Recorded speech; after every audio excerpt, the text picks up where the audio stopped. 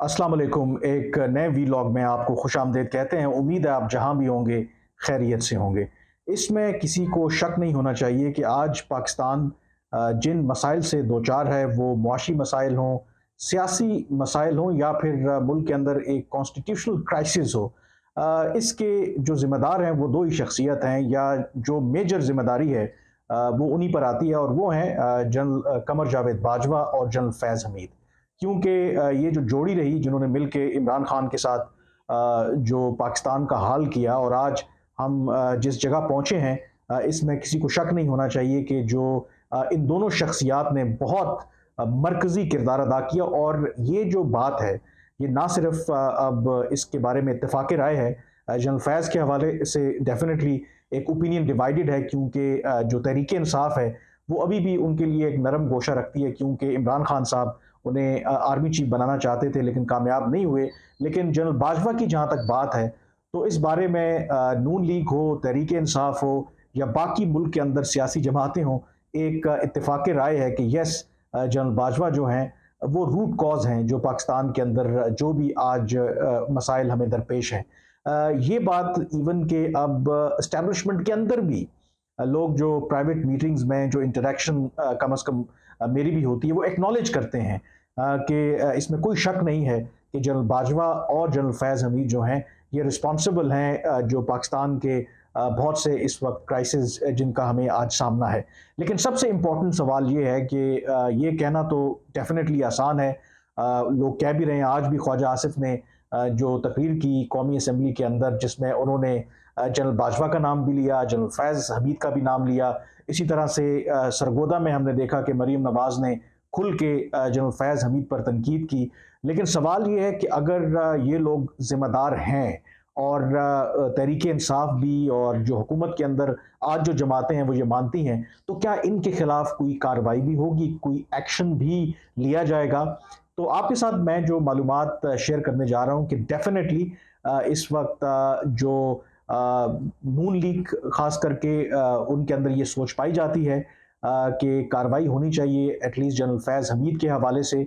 और ये बात मेरे ख्याल में किसी के लिए कोई सरप्राइज़ नहीं होना चाहिए कि अगर जो भी जो नून लीग समझती है कि जनरल फैज़ हमीद ने जो सियासी मुदाखलत की, जो उनके खिलाफ मुबैना तौर पर केसेस बनवाए, या जो उनको इक़्तिदार से हटाया गया, जो सारी मैनिपुलेशन की, तो उस की सज़ा जो है वो जनरल फैज़ हमीद को ज़रूर मिलनी चाहिए। लेकिन उसके साथ-साथ अभी क्योंकि जो नून लीग है जनरल कमर जावेद बाजवा के ऊपर बहुत ज़्यादा वो तनकीद का निशाना उन्हें नहीं बनाती, क्योंकि उसकी एक वजह जो है कि जनरल कमर जावेद बाजवा ने तकरीबन जो उनका आखिरी साल था, उसमें कम से कम जो नून लीग के अंदर लोग समझते हैं कि उन्होंने जो पहले गलती की, जो नवाज शरीफ को हटाया, फिर इमरान खान को लाया, फिर बाकी जो उनके खिलाफ केसेस बनवाए नून लीग की क़यादत के खिलाफ, तो उसका किसी हद तक उन्होंने कफ़ारा अदा करने की कोशिश की।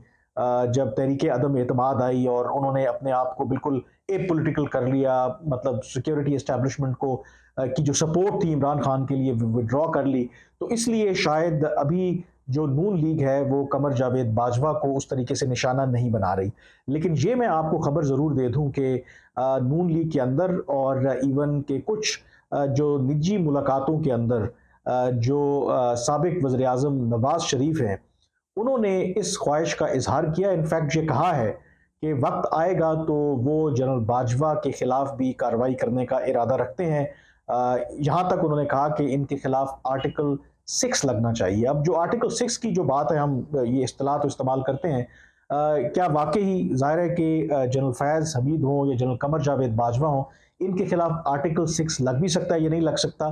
क्योंकि आर्टिकल 6 का जहाँ तक ताल्लुक है उसमें तो बड़ा वाज़ेह है कि अगर कोई भी जो शख्स है या ग्रोह है, वो पाकिस्तान के आइन को तोड़ने की कोशिश करे, पाकिस्तान के आइन को तोड़े या उसे मुअत्तल करे, और उस पर आर्टिकल 6 लगता है और उसकी सज़ा जो है वो मौत है। तो क्या ऐसी सिचुएशन में इस चीज़ को प्रूव करना, क्योंकि जनरल मुशर्रफ के केस में तो बड़ा वाज़ेह था कि जो 3 नवंबर 2007 का जो इमरजेंसी रूल था, जब आइन को उन्होंने मुअत्तल किया था, जब आला अदलिया के जजेस को उन्होंने बरतरफ किया था, तो उस फैसले को बाद में सुप्रीम कोर्ट ने भी कहा था कि वो आइन की उन्होंने खिलाफ वर्जी की है और उन पर आर्टिकल 6 जो है उस हवाले से लगता है। और वही बाद में वजह बनी कि जब जो स्पेशल ट्रिब्यूनल भी बना, जब PMLN की हुकूमत 2013 में आई और फिर जनरल मुशर्रफ को उसमें सजाए मौत भी दी गई। वो अलग बात है कि लाहौर हाई कोर्ट ने उस ट्रिब्यूनल को ही उड़ा दिया। हालांकि वो जो अपील है अब शायद मेरे ख्याल में सुनी भी नहीं जाएगी, क्योंकि जनरल मुशर्रफ का इंतकाल हो गया हाल ही में। वो सुप्रीम कोर्ट में, वो अपील भी अभी पेंडिंग पड़ी हुई है। तो क्या इस केस के अंदर जनरल कमर जावेद बाजवा और जनरल फैज़ हमीद, क्या उन पर आर्टिकल 6 लग सकता है? आई थिंक ये एक बहुत अहम कानूनी नुक्ता है।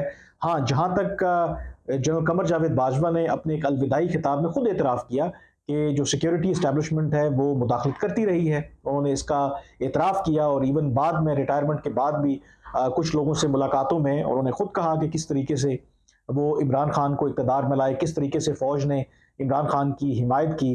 तो क्या ऐसी सूरत में उन पर आर्टिकल 6 लग सकता है, या फिर उन्होंने जो अपने हलफ की खिलाफ वर्जी की है उसके हवाले से उनके खिलाफ कार्रवाई हो सकती है? बहरहाल जो भी हो, ये बात 100% जो है वो नून लीग के अंदर ये पाई जाती है।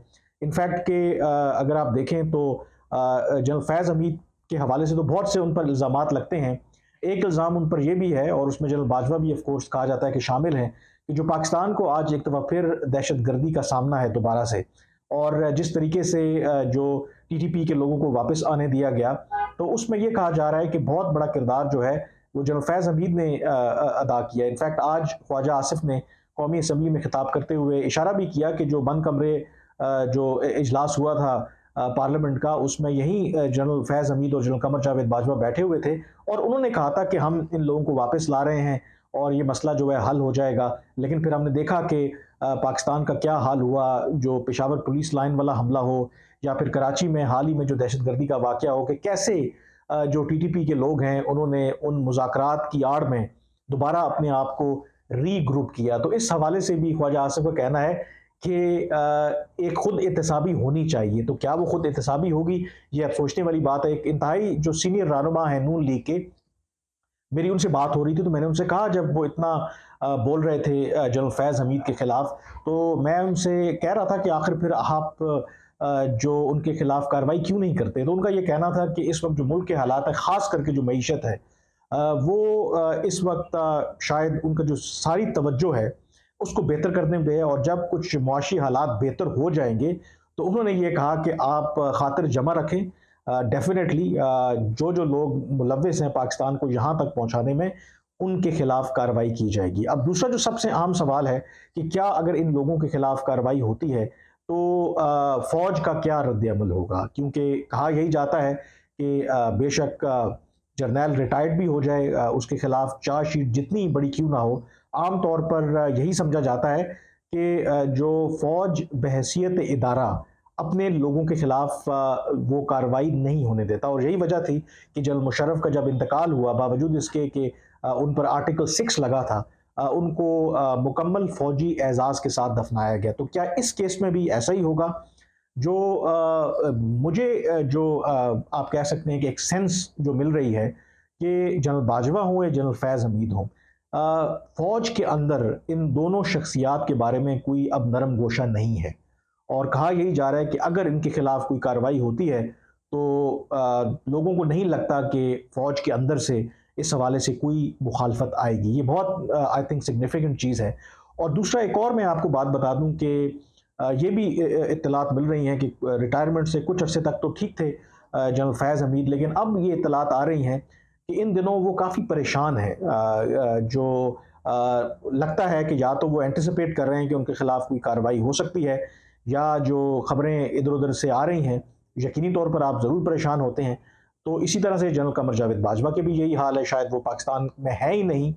और एक तबके का तो ये ख्याल है कि शायद जनरल कमर जावेद बाजवा हों या जनरल फैज़ हमीद हों, लगता नहीं है कि अगर वो किसी कार्रवाई से बच भी जाएं, जितने तनाज़ात उनसे जुड़े हुए हैं, और इस वक्त अगर आप देखें ख़ास करके जनरल कमर जावेद बाजवा, वो नून लीग हो या तहरीक इंसाफ हो, एटलीस्ट उनके आपस में बाकी हज़ारा इख्तलाफात हों, लेकिन इस बारे में वो मुत्तफ़िक हैं कि जनरल बाजवा जो हैं वो रिस्पॉन्सिबल हैं, बहुत से जो पाकिस्तान के अंदर इस वक्त क्राइसिस हैं उसके वो रिस्पॉन्सिबल हैं।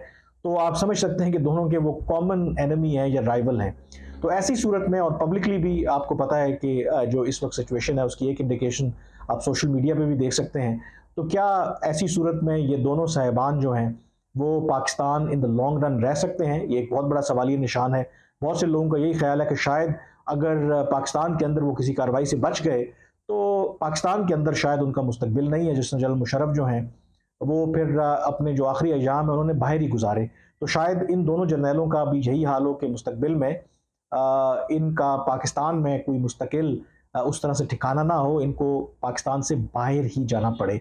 बट आगे क्या होता है, ज़ाहिर है कि ये तो कहना कबल अज़ वक़्त है, लेकिन ये बात बड़ी वाज़ेह है कि वो जनरल कमर जावेद बाजवा हों या जनरल फैज़ हमीद हों, इन दोनों का मुस्तकबिल जो है, वो कोई इतना रोशन नज़र नहीं आता पाकिस्तान के अंदर। इनके लिए आइंदा आने वाले वक्तों में बेशक जो भी हुकूमत आती है, वो तहरीक इंसाफ की हुकूमत आ जाए अगले इंतखाबात के बाद, नून लीग आए या और इत्तेहादी जमातें आएँ, लगता ये है कि इनके लिए मसाइल जो हैं वो बढ़ेंगे। और अब देखना ये है कि ये कब सिलसिला शुरू होता है, ये अब देखने वाली बात है। लेकिन ये मेरे ख्याल में बहुत बात वाज़ेह है कि नून लीग के अंदर बावजूद इसके कि वो जनरल कमर जावेद बाजवा को अभी तो निशाना नहीं बना रहे, लेकिन एक ये स्ट्रॉन्ग व्यू पाया जाता है कि वो रिस्पॉन्सिबल थे, उनको हटाने में भी, उनकी गवर्नमेंट को भी डिस्टेबलाइज़ करने में, इमरान खान को भी लाने में और उनके खिलाफ केसेस बनवाने में भी उनका बहुत बड़ा हाथ था। तो उसके किए की सज़ा जो है, वो जनरल कमर जावेद बाजवा को ज़रूर मिलनी चाहिए। और जैसे मैंने पहले भी कहा कि नवाज़ शरीफ तो एक आधा निजी महफ़िल में ये कह चुके हैं कि उनको अगर मौका मिला, तो वो डेफ़िनेटली जनरल कमर जावेद बाजवा और जनरल फैज़ हमीद के खिलाफ कार्रवाई करने का इरादा रखते हैं। आज के वीलॉग से इतना ही, मुझे इजाज़त दीजिए। अल्लाह हाफ़िज़।